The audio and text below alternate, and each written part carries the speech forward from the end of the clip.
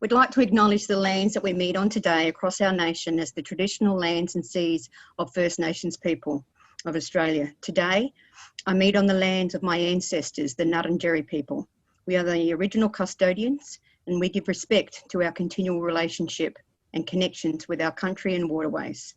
I also acknowledge our brothers and sisters from other First Nations lands that are with us today. I give our deepest respect to our elders of the past that have paved the way, to elders that are currently holding important spaces, and our emerging leaders of tomorrow. Our cultural beliefs and practices are still strong today and are important to all First Nations people. When we tread on the land, I ask you to stop and think and remember all of First Nations people. As we meet and work together today, I ask our ancestors to come sit with us and help us to guide our work, the important decisions that will be made to help improve kidney health for all our brothers and sisters across the country. Nuldiandu Anununi, which is welcome, and thank you all. Thank you so much, Kelly. And today is a National Close the Gap Day, as we all know. And the main theme is to achieve health equality for Indigenous Australians by 2030. And I think we are right. Kidney space is doing really good, especially with the formation of National Indigenous Kidney Transplantation Task Force that Kelly is a part of. And we'll do more for the First Nation people. And Nikki, do you want to introduce our fantastic speakers today? Thank you very much. I'd really love to. We've got Associate Professor Yung-Shi Cho and Dr. Andrea Viacelli from the Australasian Kidney Trials Network, which is based at the University of Queensland. So they're both clinical trialists with AKTN and consultant nephrologists at Princess Alexandra Hospital in Brisbane. And we're thinking of you all at the moment with the hospital lockdown currently. So our thoughts are with you both and to the people there, and hopefully people are safe. Yung-Shi is currently the chair of the peritoneal dialysis working group with AKTN, and her research is in clinical trials, meta-analysis and epidemiology, and registry analyses in PD and qualitative research. And it's fantastic to work with Yung-Shi on the PD and PKD stuff at Song. So and Andrea is an investigator with the SWIFT study, looking at improving quality of life in patients on hemodialysis. And she focuses on clinical trials and qualitative research in patient-important outcomes. And Andrea was actually one of the very first researchers I got to meet when I went to Sydney, knowing no one. So it's really lovely to have both of them here today talking to us about consumer involvement in clinical trials and what's happening at AKTN. So thank you. Thank you, Nikki. I'm going to start the evening first, and so I'll just try to share my screen with you. I just got to get to the window. Beautiful. Now, are you able to see this? Perfect. Lovely. So thank you so much for the introduction, and to the organisers for the opportunity to take part this evening. I've been given the task to give an introduction on clinical trial, and I'll be covering what it is, why we do it, who are involved, and how we go about deliver clinical trials in the medical research. So I'm going to start the session with why do we need clinical trials, so that we try to understand why we go about doing this and what is it that's involved, and how do we go about conducting clinical trials, and who are the people that are involved, that we often see the acronyms or the names that I mentioned when we come across clinical trials from various angles. So first of all, I'm going to start with a bit of a trivia as to whether you know any of these people. Having studied in Adelaide, doing my medical school, and having a theatre, having an amphitheatre that was dedicated to Sir Howard Walter Florey, who is from Adelaide, not a proud Australian, I guess it's a name that's quite familiar to me. Now, these three people made very important discovery in the world, and that led to the Nobel Peace Prize, and quite a number of years ago. And they were the very people who were behind identification of penicillin, which is an antibiotic that I think that vast majority of us have taken at some point in our lives.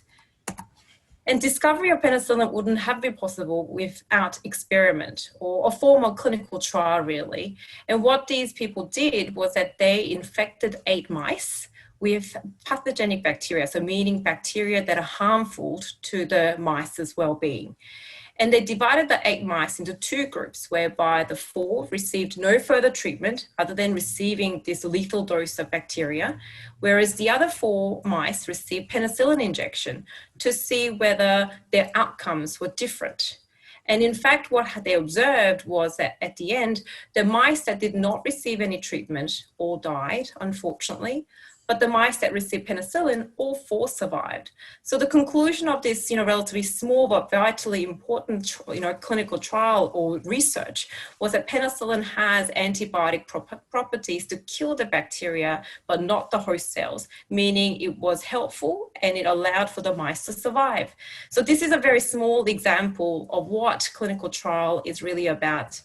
And really, without this discovery, penicillin wouldn't exist today. And this is a graph from Lancet Infectious Diseases that was published quite a number of years ago that shows that penicillin, which is colored in the top red bar, is the most commonly used and prescribed antibiotic in the world. And really, we wouldn't be here using this and benefit from it if it wasn't for that experiment involving 8 mice. So without these researchers who discovered, trialed, and disseminated knowledge about penicillin, the world would not be the same. And you got to remember, this was around the time when the world was having wars. And this is a little poster that came out from that war times, that thanks to penicillin, this soldier will be able to come home who received penicillin for the wound that they suffered during the war times. So we can discover things and identify the results that can have a significant impact on outcomes at an individual and at a global level. So in snippet, what actually is a clinical trial? It can be defined as research investigations. So investigations of any form that aim to evaluate intervention. An intervention can be of anything. It can be a medication. So comparing a new medication against a treatment that's been existing, or lifestyle programs such as exercise or dietary interventions, or educational resources, for example, a new training module compared to standard education module, or how we deliver clinical care, or new form of diagnostic tests as technology evolves. So you want to test a new technology or intervention against a previously existing therapy or no therapy as a means to prevent, detect, treat, or manage various diseases or medical conditions. A clinical trial needs mainly 3 different components. We need participants, like mice in the penicillin experiment, people. And then we need an intervention, either standard therapy or new therapy, or no therapy versus a novel therapy of some sort, and measuring outcomes of interest. And I'm going to cover each of those segments separately. So let's get into the nitty-gritty of what clinical trials actually involve. So first of all, I'm going to cover the participants. The central, key element is participants. And often people refer to some population and samples, and nomenclature can be quite difficult to grasp. Population, by definition, is the entire group that you want to draw a conclusion about. So people that you're interested in to see if this new therapy or intervention may work. So it is any complete group with at least one characteristic in common. For example, people with kidney disease, or people receiving peritoneal dialysis or hemodialysis, or undergoing kidney transplantation, or with a specific type of kidney disease. But you can imagine, for example, there are numerous people with kidney disease. For example, if you look at the latest KHA data, there's 1 in 10 Australians with some form of kidney disease parameters. And we cannot possibly include all of these people in a study. And this is why we need samples. Sample is essentially, because it is rarely possible to collect data from everyone, instead you collect a sample of people, and sample is a group of individuals who will participate in the research representing the population, okay? And these are the participants that we are trying to approach to engage in participating in a clinical trial. An ideal number of how many people you need to participate in a specific trial is really determined statistically, and we have very clever people who work behind the scene who are able to derive that information and to give us a number to make sure that the trial that we have has adequate number of patients or participants being involved so that it's able to answer the question that is being asked. Once we identify our participants and samples, we then need to divide these people into 2 or more groups of intervention or control. So those who are allocated to treatment group are the ones who are receiving the therapy of interest to see whether that is better or safer than the existing therapy. And we need to do that because there is something called placebo effect. And we want to be absolutely certain that the benefit that you're observing is not by chance alone, but it is genuinely related to the treatment efficacy. How do we go about doing that? Well, we can't just say, oh, you know, first few people must go to intervention group and next few people should go to the control group, because then there is a risk of bias. Because, for example, I may know someone, oh, I think this is a better treatment, so you must go to that group. You know, then it's not by random, and therefore you can have what we call selection bias, and we don't want to introduce that because it may cloud the way that we interpret the data and jeopardize the ability to interpret the data without this risk. So randomization is a gold standard for clinical trials. And to avoid bias, participants are randomly allocated between treatment groups. So for example, if you look at these smiley faces with the white circle and a blue circle, you can see that number of the people with the blue circles and white circles are equal between control and control group and the intervention group through randomization. And this is usually done by mathematical formula that we do at a central level, so that investigators at the sites have no influence over this decision. And this means that the allocation is purely by chance and not by choice. And that is really important when it comes to clinical trials. What about blinding? We talk about blinding a lot in clinical trial. It doesn't mean that we become blinded with the blindfolds, but it refers to concealment of group allocation from one or more individuals that are involved in a clinical trial. For example, the participants in the clinical trial may be unaware whether they are allocated to receiving the intervention or control agents. And that's really important because I was talking to, on the previous slide, just mentioning about the placebo effect, just in case, if you think that you're receiving a superior therapy, you may have perceived bias that this will work better. And we don't want to, we don't want to introduce that as part of the clinical trial because you want to be absolutely sure that what you're observing is without the bias.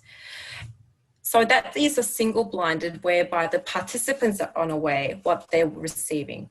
But in addition, not infrequently, we perform double blind trials because clinical care providers can equally be biased too, which means that participants and the clinical care providers or local investigators are both unaware of what kind of intervention that the participant is receiving, so that whatever we capture, whatever we measure, whatever we record are not influenced by our perception. And that's what we call double-blind clinical trial, because none of us know what you are receiving. What about the outcome measures? Well, the measure that is chosen to assess the impact of interventions are called outcome measures. Just like in that mice experiment in the penicillin, it was looking at survival of mice. So that's a part of an outcome.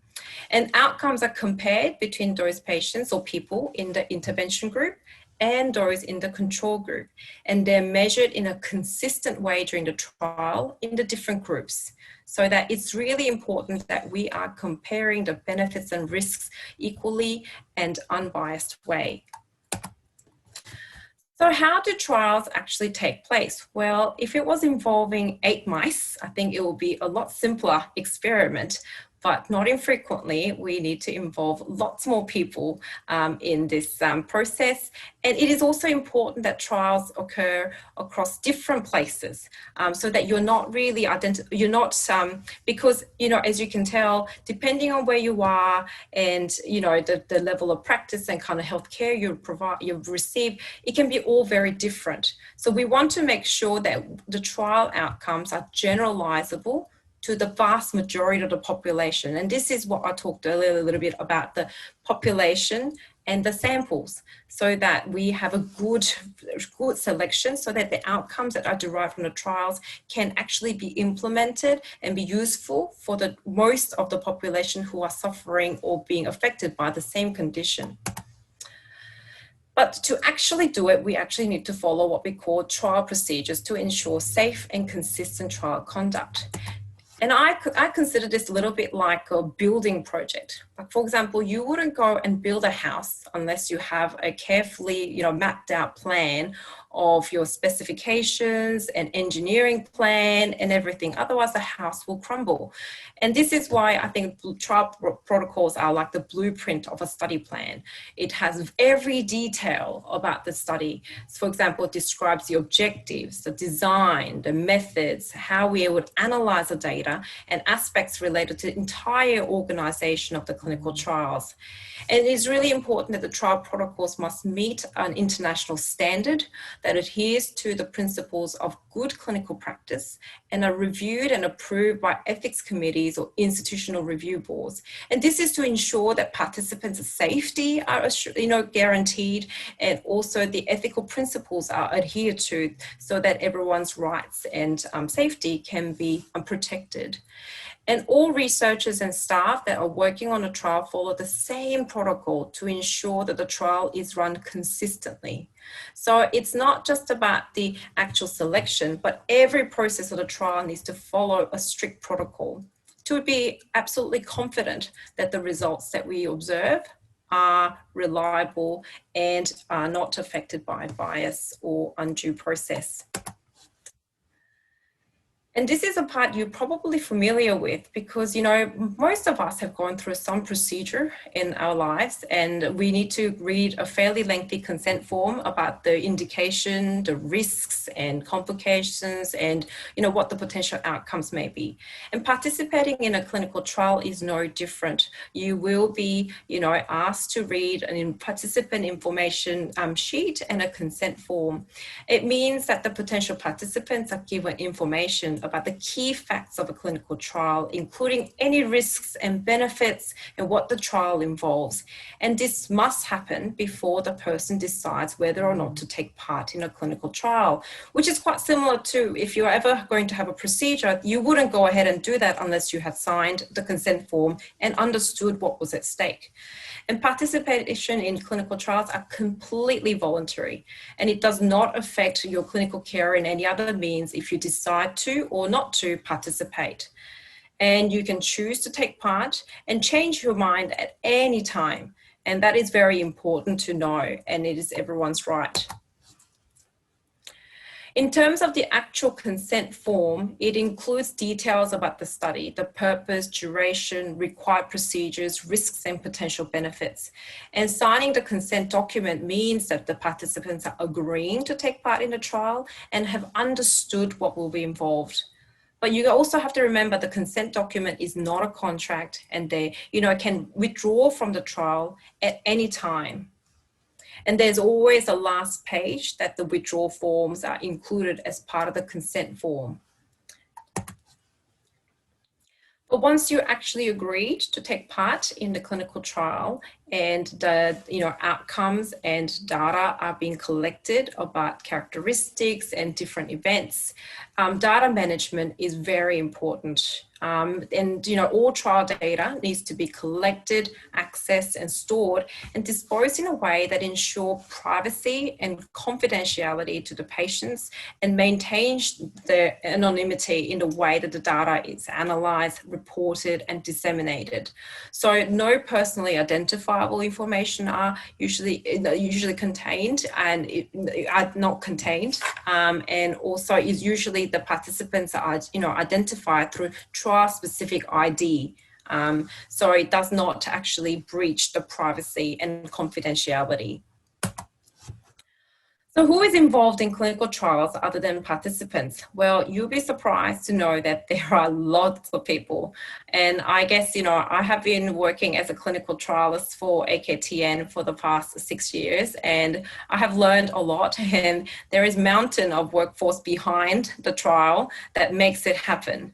It's a bit like attending like a music performance, for example. You know, there's all these people in the backstage who make the lighting, the music, you know, everything to make it look beautiful and run smoothly. Just like that, clinical trial operation has enormous amount of people who are dedicated and are passionate and really amazing to work with.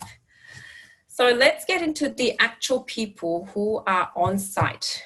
There are investigators. Investigators who oversee the appropriate design, conduct, and reporting of the outcomes from the study.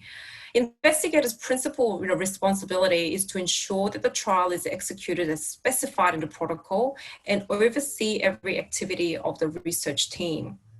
Then there are clinical research associates, also known as CRAs, and they have a support role that manage daily conduct and running of the trial. And there are study coordinators at a local hospital site. Who interact very closely with the participants. You may have been contacted by these people in your local hospital who might approach you about participating in a clinical trial in your unit. And they are responsible for activities like identifying suitable participants for the trial for the investigators to contact, or obtaining the informed consent, and being the first line of protocol for contacting whilst if you have any issues whilst participating in a trial or any queries, and also run most of the responsibilities in terms of collecting and entering the data in line with what's specified in the trial protocol. Then there are also research nurses. They support research activities at a local level within the hospital. But there are more people. For example, sponsor. The idea of the terminology of sponsor can be quite foreign, but really sponsor takes the responsibility for the initiation, management, provision of insurance and indemnity, and or financing of an entire clinical trial. As you can imagine, because it involves so many people, so many sites, so many participants, there are things that can go wrong or right, and therefore it's really important to have that governance structure that oversees every aspect of the clinical trial, including funding for the clinical trial, and has really the overarching responsibility for the entirety. And this is the role of Australasian Kidney Trials Network, as an example, in Australia and New Zealand. And trial steering committee, the members of the people who make up this committee oversee the conduct and integrity of the trial on behalf of the sponsor. It's never a decision of an individual person, but it is a decision of a committee who are formed by these expert working groups. And not infrequently, we have patients, partners who are among members to ensure that the trial is conducted in line with what's specified in the protocol, ensuring everybody's rights and integrity and trial integrity are maintained. Then there are also trial management committee who sits underneath the TSC for completing their responsibility, a bit like a action, workarounds, and data safety and monitoring board, who reviews and evaluated accumulated data for safety, study conduct, and progress. So DSMB are really an independent body who are not intricately related with what we call TSC and TMC, who are the working bodies of the individual trials.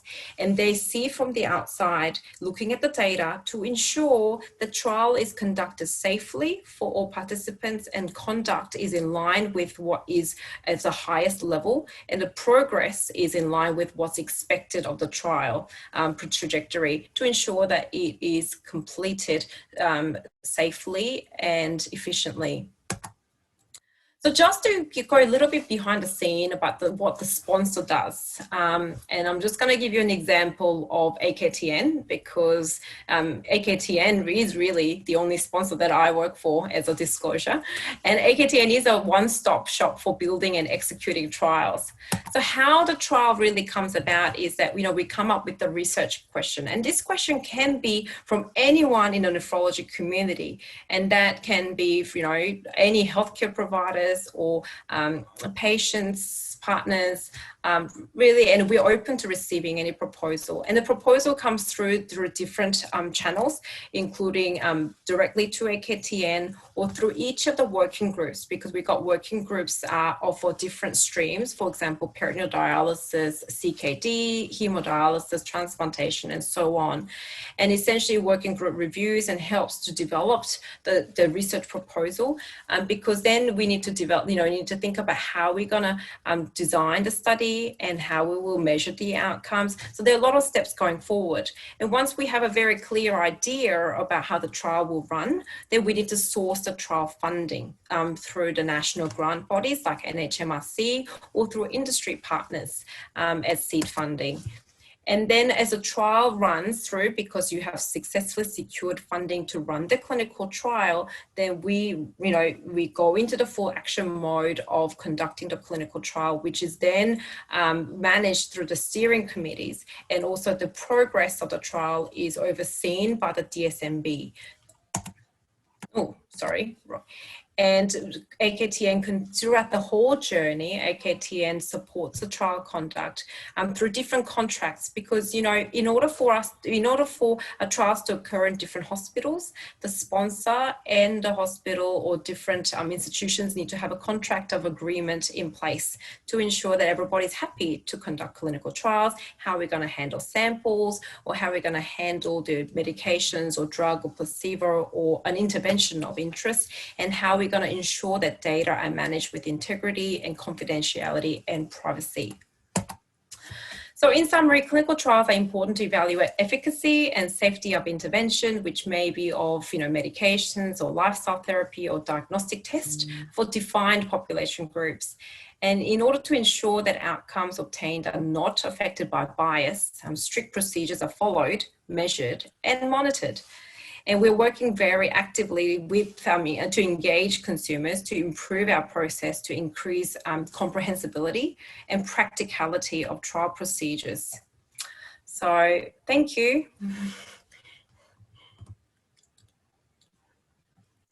Thank you so much. That was awesome. Sham, do you want to do any questions to Yongqi now, or do we go straight on to Andrea and we can do, Yongqi, do you have to go or you're right to stay? It seems peaceful. Thank you. All good. Yes. So if anybody's got any burning questions they want to ask Yongqi now, feel free to. Otherwise, we can hand over to Andrea. That was great, Yongqi. And I really liked the chart, actually, kind of the flow chart and the bit by bit. It gave a lot of context for me. It actually helped how everything fitted together. So that was great. Thank you. Can I ask a question? Yongqi, what made you start working in clinical trials? What drew you into it? I am I'm generally a very inquisitive person, and I think that medicine would not be here today if we didn't have continuously sort of inquisitive attitude. And I think that conducting clinical trials of high standard to derive the, you know, highest grade evidence is really the pinnacle of how we can make impact and difference in outcomes. Not infrequently, new therapies get introduced without robust evidence, and that, you know, they get pulled out or they don't actually work. And I don't think that's the way to go. I think it's important that we assess and evaluate based on robust methodology to ensure that treatment that we're recommending is actually going to be effective. Because I find it really helpful as a clinician having that conversation with my patients, and I see it as my role of being an advocate for them, for their well-being. Yeah.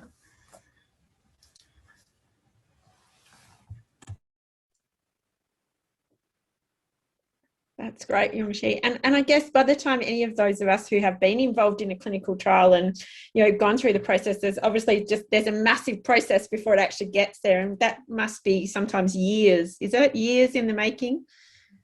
Most definitely. You know, Teach-PD trial is a trial that's probably not unfamiliar, but it's a trial testing, you know, standardized training modules that are targeted to nurses and patients to see how that can improve outcome in people receiving peritoneal dialysis.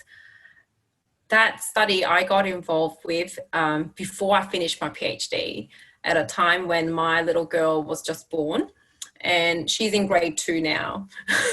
And we are sort of, you know, 1/3 way into the trial, but, you know, from designing the intervention, piloting it, securing the funding, and actually starting the trial is a very long journey. So it's a bit like growing a baby a little bit, but it's really important to do it like, and you really enjoy working because you work with, you know, you work with really wonderful people, and everybody just shares that same passion, and it makes the work so enjoyable for that reason. Yeah. That's fantastic. Thank you so much.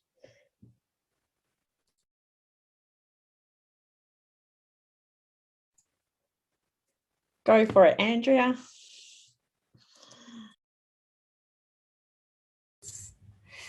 Would help if I unmute myself. And then I'll just bring that one up. So I hope you can see my slide well. So now that we're all experts in clinical trials, I've got the great pleasure to just show you how and why it's so important to have consumer engagement to ensure that our clinical trials are of high value to end users, namely the patients and clinicians, and also to, as Yongxi outlined, to facilitate participation in a trial to make trial procedures more practical and feasible. And I'd like to just take you through the whole journey from how to come up with a trial idea, how to design a trial, and then how to conduct a trial and disseminate the trial outcomes in a consumer-friendly way. Now I just have to see, because this is just going automated. Here we go. So first, I'd like to give you an example of a very recent consumer workshop that we've conducted to inform and design, really, a trial on incremental dialysis. So incremental dialysis is when you start dialysis gradually and build up the frequency of dialysis. And so for hemodialysis, for example, it is anything that's less frequent than 3 times a week. And so this study tries to determine whether it is safe and clinically a good thing to start hemodialysis at 2 sessions a week compared to our conventional way of starting dialysis 3 times a week. And this workshop with patients with experience in hemodialysis really helped us define whether such an intervention is actually safe or whether there are some concerns that we would need to address. What outcomes really matter to patients on hemodialysis, and what outcomes are the most important outcomes that we should measure as a primary outcome of the trial. And then also how we could make this trial easier for recruitment and how to motivate participants to continue with the trial. And you can see here on this slide, this was an online workshop, and it was absolutely defining in our trial. Namely, it helped us define the primary outcome, which is quality of life. And this is different to what we came up as researchers in the first instance. We thought we should look at the residual kidney function, so how much your own kidneys still work after starting dialysis. And so it has really shaped the design and will also shape the conduct of this trial. And just moving on to other examples of how important, relevant and outcome selection is. We've collaborated very closely with the SONG initiative, so the Standardized Outcomes in Nephrology initiative, that tries to identify the most critically important outcomes that should be measured in a clinical trial in any area of kidney research. And so for hemodialysis, the two of the most critically important outcomes were fatigue and vascular access. And AKTN has now started 2 trials looking at these core outcomes. And I'll just take you through those 2 trials. The first one is called VALID, and it's actually a validation study. So it looks at whether we can measure the proposed outcome of vascular access function in a meaningful way, and whether it's feasible to do it as part of routine clinical practice, and whether that's a reliable way to do so. And patients were really absolutely critical in terms of defining how we're going to measure vascular access function, first of all, and that was through participation in international surveys, in workshops, and also as part of our working groups and steering committee, but also to inform how we're going to best conduct this trial. And now we're conducting this trial across multiple countries in different settings to, as Jungsi outlined, make it generalizable. So similar to a sample of participants, we also have to make sure that we can actually conduct the trial and measure outcomes in different settings. Another example is that of fatigue as another core outcome, a critically important outcome for hemodialysis. And some of you may recognize a familiar face there. So this was again a clinical trial designed to improve fatigue, and patient partners were absolutely critical in defining interventions that would improve fatigue and ways to test and perform these interventions in a feasible and acceptable and also sustainable way. So MFIT is a randomized, now you all know what randomized means, trial that tests different exercise programs that are delivered through a iPhone or iPhone app in adult patients receiving dialysis. And these exercises were the type of exercises were informed by a workshop with patient partners. And the primary outcome, again, of this trial is the most important outcome, or one of the most important outcome for patients on hemodialysis, namely fatigue. And just to outline that consumer involvement really started in the early stages of this trial design. Nikki was one of the investigators on the grant, and we also had an associate investigator on this grant. Now, I'd like to just also highlight how an intervention can be individualized in trials, and that this is a very important aspect moving forward in clinical trials. The GOAL trial is a randomized controlled trial, again, of frail older people with kidney disease, and it looks at whether a very individualized comprehensive geriatric assessment can help people to attain their own life goals. And this trial is very much defined by consumers. We do have a consumer advisory board led by Nikki to provide advice and assistance with the trial design and also the conduct, and we have consumers on the trial steering committee. And I'd just like to show you how patient-centered this trial is. First of all, we're looking at personalized goals as an outcome. So every patient sets their own goals. So that may be the ability to live independently, or being able to walk to the shops or attend a Pilates class. And these goals are then put into a scale that can be standardized and assessed at different time points of the trial to see whether participants in the trial can improve their goals over time. And the intervention tested to improve these goals is called a comprehensive geriatric assessment.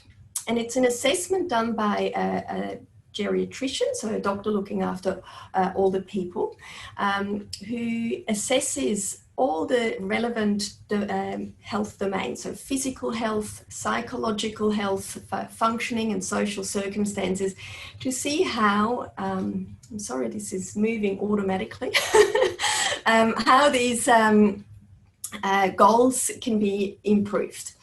And as outlined, this trial has been heavily defined and informed by consumers.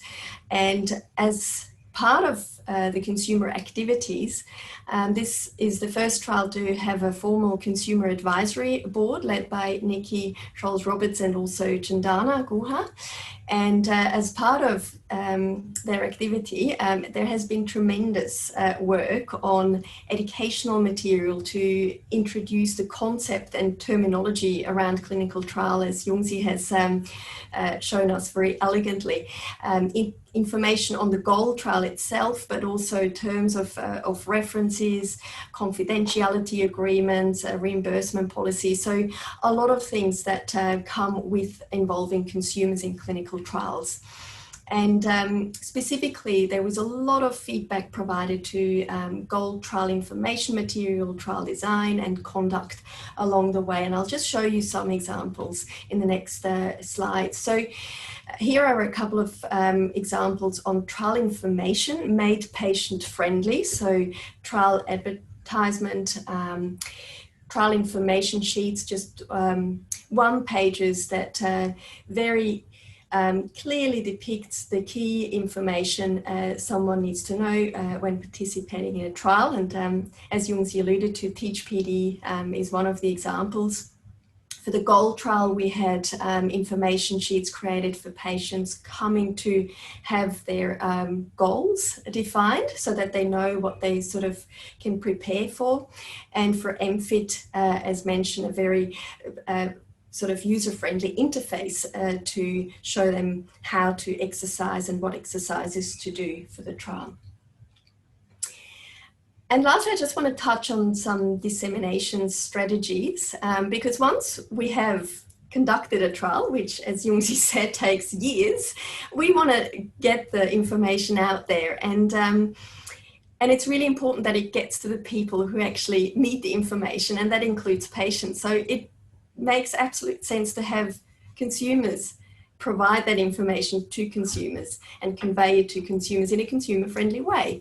And so this is an example of BEAT-CKD, which has just been published this year, looking at a phosphate binder for hemodialysis to see whether it improves cardiovascular risk factors.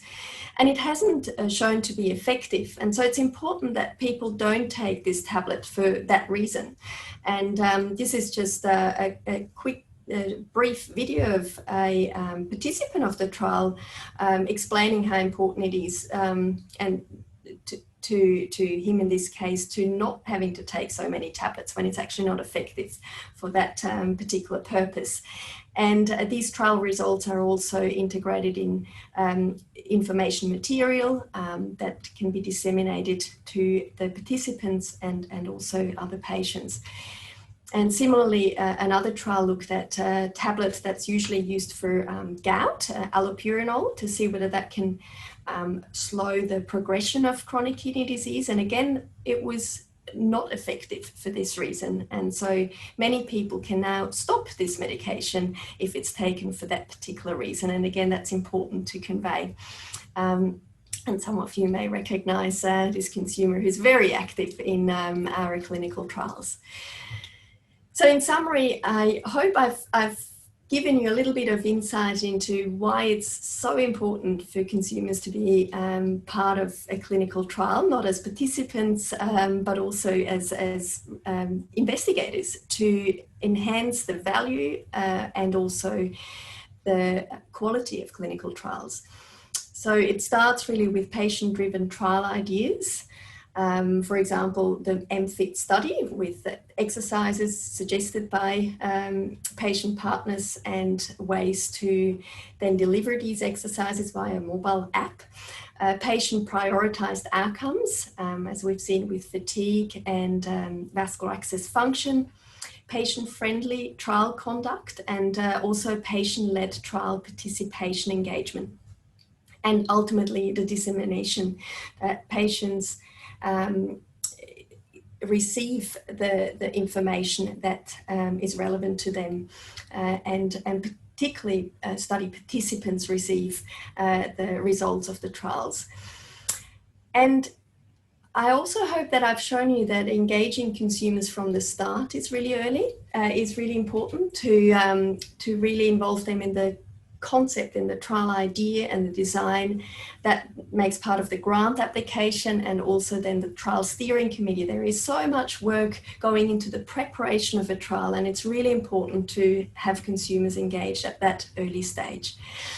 But there is a lot more to do, and Nikki will be able to tell us how much work there is to do, and it's really exciting. It's for me a lot of things that I learn through consumers. There is just so much I didn't know, and it's a wonderful collaboration. We're in the process of establishing a working group, a formal consumer working group with AKTN to formalise the engagement more, and to also enable training, growing a new generation of consumers for future trials. And so anyone who is interested in joining our consumer group, please feel free to contact me or AKTN directly. It'd be wonderful to have you on board because it really helps to improve the quality and the relevance of what we do in the clinical trial space. So thank you. Yay! Thank you very much, guys. Does anybody have any, if we open up for questions, has anybody got any questions, or pop them in the chat if you don't want to ask them out loud? Feel free to put them in the chat. Thank you so much for that. And I just wanted to add that, you know, the more people that we can get involved as consumers so that people don't have to see my face in videos would be fantastic, because I think we really want to try and get lots of different people. You know, I think it's really important from a consumer perspective that we have people from all walks of life and all people with different experiences. And that's one thing that if people are out there and they're interested, and it may seem overwhelming, there's a lot of things goes on. AKTN is absolutely fantastic at breaking things down for me, and Laura and Donna spent a lot of time explaining lots of things to me as well behind the scenes. So we're very supported as consumers working with AKTN. So yeah, I'll be quiet now. Any questions? I might ask a question. Hi, I'm Amanda.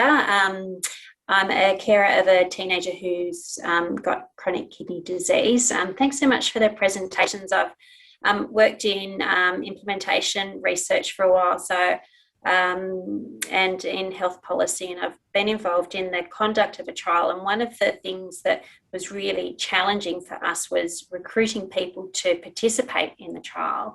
And although it's really alarming and disturbing and terrible that 10% of the population has, you know, some type of kidney disease, I guess one of the advantages, or I shouldn't say advantages, one of the positives, I guess, is that it is perhaps easier to recruit people because you do have a bigger pool of people from which to draw. But I was interested to know, like, how easy or difficult it is for you to recruit people to the various trials that you're running.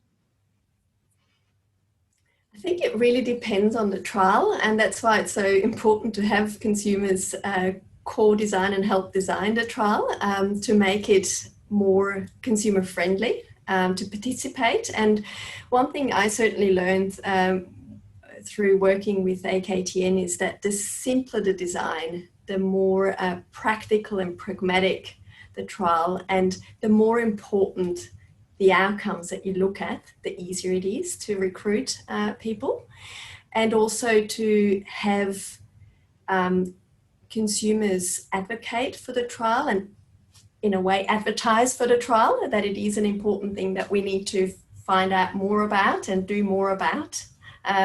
Certainly helps engaging participants. Yongzi, I don't know whether you have anything to... No, I completely echo that point from Andrea. I think making the trial process easy helps definitely with recruitment, and recruiting broadly and widely means that we have a very large, group of people, and the outcomes that we actually derive is likely to be real in the real world. And that's really important as part of the implementation process going forward. And then the consumers understanding and being engaged in that implementation process is really important too, because I think when I first got involved in this area, not infrequently I would hear from trial participants, I don't know what happened with the outcome of the study, and people are disappointed because naturally, because it's voluntary, but you dedicate your time and effort into it, and you have every right to know what the outcome is. And I think we are certainly improving in conveying that information and closing the loop of communication and dissemination. But things are always evolving and we're learning, and I think that's really important because we are never perfect, and I think it's important to acknowledge that we are always trying to improve our processes. And I think partnering very closely with consumers is a very important step going forward. You do amazing work. Thank you, guys. Thanks, Andrea. Thanks, Eugene. I have a question as well. Like, you really talked about what AKTN does in terms of consumer dissemination of the trials. But when you're a trialist and a doctor, one of the major things is to create trust, not only as a doctor, but as a trialist when you do a clinical trial on a patient, because they don't know that the medication we take or because of the result of a trial. But when you say a word trial, they think, oh, okay, that's another what am I going to be treated as a guinea pig? But I think trust creates that, what do you call the people enrolling more and more, as Amanda asked why we can't. I think communication, honest communication with the patient will build the trust. But one thing that I identified nowadays is researchers or trialists are good in recruiting people and also disseminating results through social media or news publications like the one they did for allopurinol or phosphate studies and all. But as Eugene said, the clinical trial takes a long time, 10 years or sometimes take 15 years. But now with COVID, people want like a communication update every week, because now if you ask them why they stopped AstraZeneca, everyone will tell because of some blood clot. Moving forward, it's going to be a new normal for people involved in clinical trials, asking the results. So how researchers are going to cope up with that request from the consumers, not only involving consumers from the first and the end, but throughout the research cycle? I think it's all really highlighting the move towards more active engagement, both as consumers to inform a trial, but also as participants to be part of the trial. And that communication and interaction is so important to also not only for the recruitment, but also for retention of participants. When trials go over a long period of time, it's important that this continues, that interaction and collaboration. And I think it also depends on the outcomes. It's for some trials, short-term outcomes, like for example, fatigue, MFIT is going to be a study that is of a shorter follow-up study, for example, because the outcome that you're measuring is more likely to be responsive and be more quickly observed in terms of change. But when a study is looking at more like what we call hard endpoint, for example, survival, things take time. Fortunately, because we want people to live longer, okay, there's no doubt about it. But I guess, it's a balancing act when you think about it. In terms of the COVID you know, COVID pandemic has really hit us in the most unexpected way. And if you look at the data with regards to COVID, it's all pre-print, pre-peer reviewed. I reckon only in so many years later on, when we look at this data and scrutinize it, we will understand what's really true or not. I think there's a lot of emotion, the uncertainty, anxiety that are wrapped around this COVID-19 issue. I think our objectivity is somewhat lost in this translation phase at this present moment. But generally, you know, as both, I mean, I work as a clinician and a trialist, so I am involved with the recruitment of people and also running the study of the patients or consumers in general. I think it is a communication and engagement, understanding that medicine is not perfect, because if it was, we wouldn't be doing clinical trials. And I think admitting that is a first step, and seeing why the purpose of this, that people are generally, I think patients and consumers are very tolerable in general. When I've been a patient and I know that I'm not the most tolerant person. So I really thank everyone who will take part, because I know how dedicated people are in trying to improve outcome for greater population. And I think that's what makes our work so much more worthwhile. Thank you so much. That's been amazing. I've learnt heaps, and I guess I wanted to put a plug in for people who live rurally or remotely where, sorry, because you all know I wear a rural hat wherever I kind of go, is that even if we can't, there's not clinical trials being set in locations where we can be. So for me, it was really important to be involved in this way, because it meant that I could rurally represent, I guess, people's opinions and views and how it is here. So even if we're in positions where we can't necessarily be a participant in a clinical trial, I think even more importantly as well, we can be involved in the many ways that you guys have highlighted today. So I'd really encourage anybody, if you want to find out more about being involved, please contact one of them, or me or Sham, and we're happy to talk through different ways that happen. So I just want to say thank you, huge thank you very much for coming tonight and for presenting. That was great. Thank you for having me. For the opportunity. So much. Thank you. Yeah, Have a nice thank you. Thank you. Thank you.